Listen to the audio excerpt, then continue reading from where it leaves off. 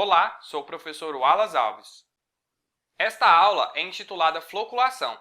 Nela falaremos sobre conceitos, tipo de floculação, tipos de floculadores e requisitos básicos para o dimensionamento de floculadores.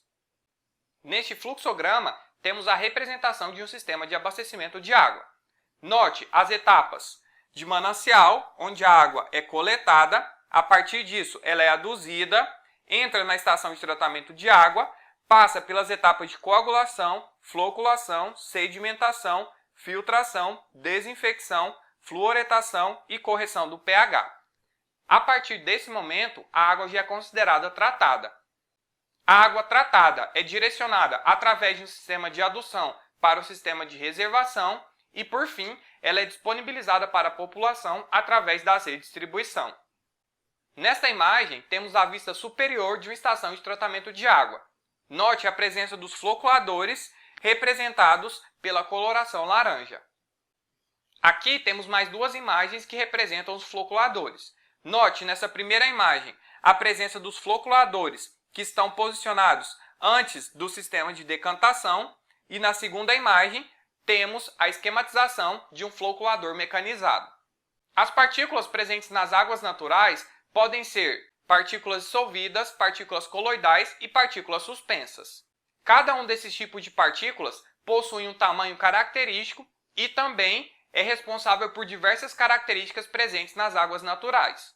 As partículas dissolvidas presentes em águas naturais podem ser removidas através dos processos de membranas, da nanofiltração e da osmose reversa.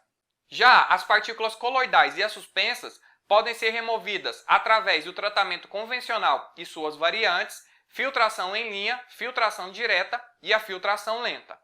A floculação pode ser conceituada como um processo em que as partículas coloidais são colocadas uma em contato com a outra através do reagente e, com isso, elas irão se agregar, aumentar em consequência o seu peso e o seu tamanho, permitindo a sua remoção na etapa de sedimentação. Nessas imagens é possível notar o processo de coagulação, que ocorre através da aplicação do reagente. A próxima etapa é a floculação, em que as partículas são agregadas, e na última etapa ocorre a sedimentação, em que as partículas irão se sedimentar no fundo do dispositivo. Antes de falar com mais detalhes sobre a floculação, precisamos entender a diferença básica entre coalescência e floculação. Na coalescência, as partículas possuem características semelhantes, portanto, elas não precisam de nenhum tipo de reagente para promover a sua união. Na floculação, as partículas possuem características distintas, portanto, há necessidade de se ter um material reagente para promover a agregação entre essas partículas.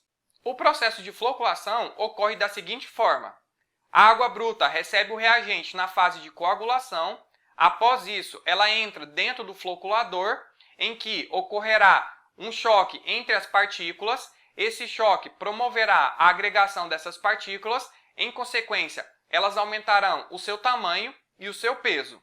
O transporte das partículas ocorre através de um processo físico e a estabilidade do coloide é garantida devido à fase de coagulação. A água bruta e a água coagulada possuem partículas com diferentes tamanhos. Portanto, há necessidade de se agregar essas partículas para que elas possam ser removidas com maior facilidade nas fases posteriores. Já a água floculada apresenta partículas com tamanhos maiores, permitindo a sua remoção com mais facilidade. Em relação aos mecanismos de transporte, a floculação pode ser pericinética, que ocorre através do movimento browniano. Nesse tipo de transporte, as partículas coloidais apresentam um movimento aleatório, visto que estão sendo bombardeadas pelas moléculas de água. Na floculação por sedimentação diferencial, as partículas coloidais apresentam velocidades distintas. Então, elas chocam-se uma com as outras, fazendo com que ocorra um aumento do elemento de volume. Na floculação ortocinética, que ocorre através dos gradientes de velocidade, as partículas são colocadas em gradiente de velocidade diferente, fazendo com que elas se unam, ou seja, se agreguem e formem tamanhos de flocos maiores. Em relação aos tipos de dispositivos floculadores, estes podem ser mecânicos ou hidráulicos. Os dispositivos mecânicos de floculação podem fazer a agitação axial, radial e também a axial e a radial em conjunto. Nestas imagens, temos exemplos de agitadores mecânicos que fazem a agitação da água, promovendo o processo de floculação.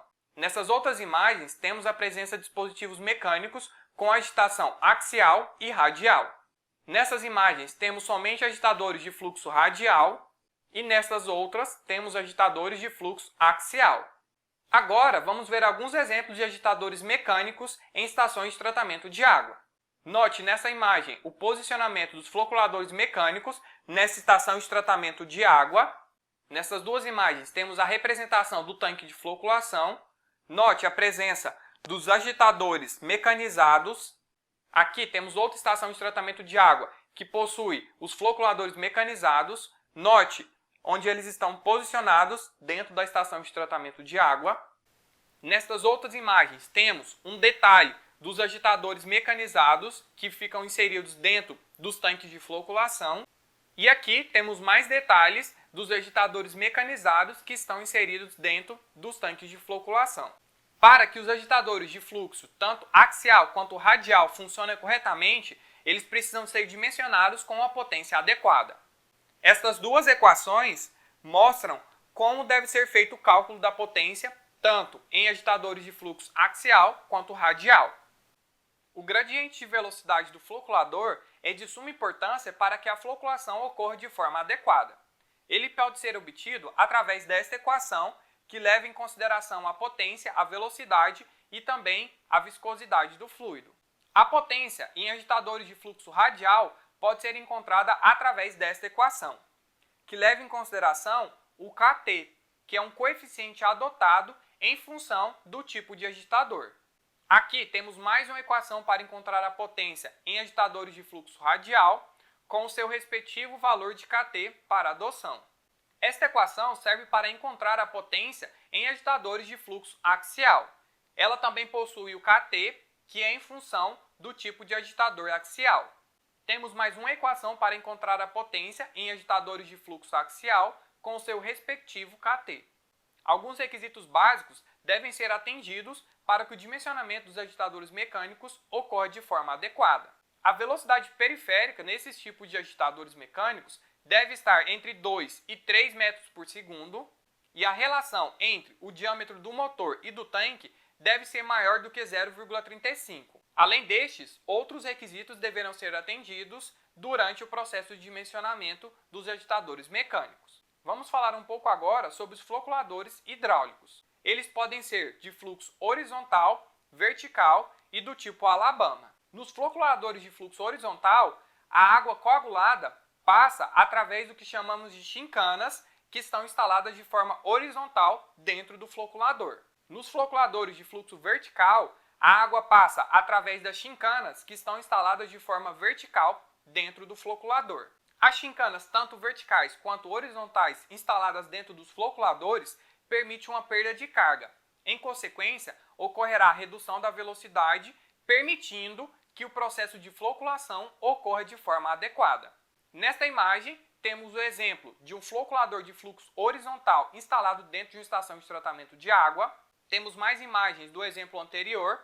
Note que a água entra através de um canal de água coagulada, é inserida dentro do floculador e passa através das chincanas que estão instaladas de forma horizontal. Outros ângulos diferentes da mesma situação descrita anteriormente. Note a presença da formação dessa espuma aqui na superfície do floculador. Isso é caracterizado devido ao processo de floculação, em que as partículas elas se agregam, aumentam o seu tamanho e, em consequência, eu consigo remover essas impurezas nas etapas posteriores. Nesta imagem, temos o exemplo de floculadores de fluxo vertical instalado em uma estação de tratamento de água. Note nessas imagens que as chincanas são instaladas de forma vertical para promover o processo de floculação da forma adequada. Temos mais imagens da situação descrita anteriormente. Note as chincanas instaladas de forma vertical.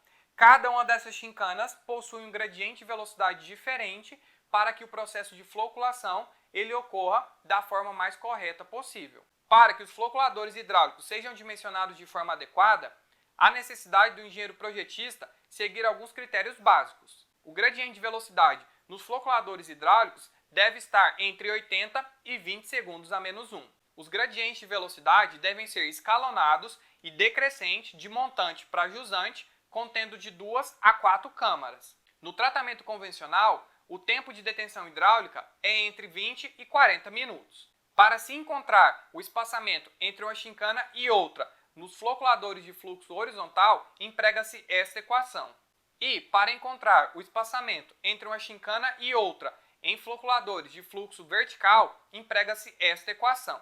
Para se iniciar o dimensionamento de floculadores hidráulicos, primeiro delimita-se o tempo de detenção hidráulica. Após isso, são adotados a quantidade de câmaras e também os gradientes de velocidade das respectivas câmaras. Há necessidade de se quantificar o volume e a área superficial do floculador através dessas equações. Também calcula-se a largura do floculador a partir desta equação. O cálculo do espaçamento entre chincanas também deve ser feito conforme esta equação.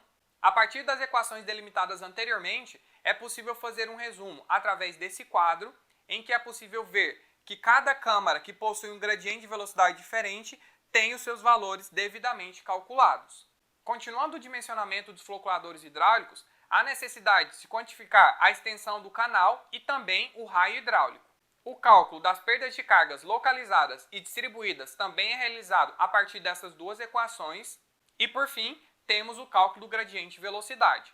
Conforme as equações descritas anteriormente, também é possível elaborar um quadro resumo para cada câmara com seu respectivo gradiente de velocidade.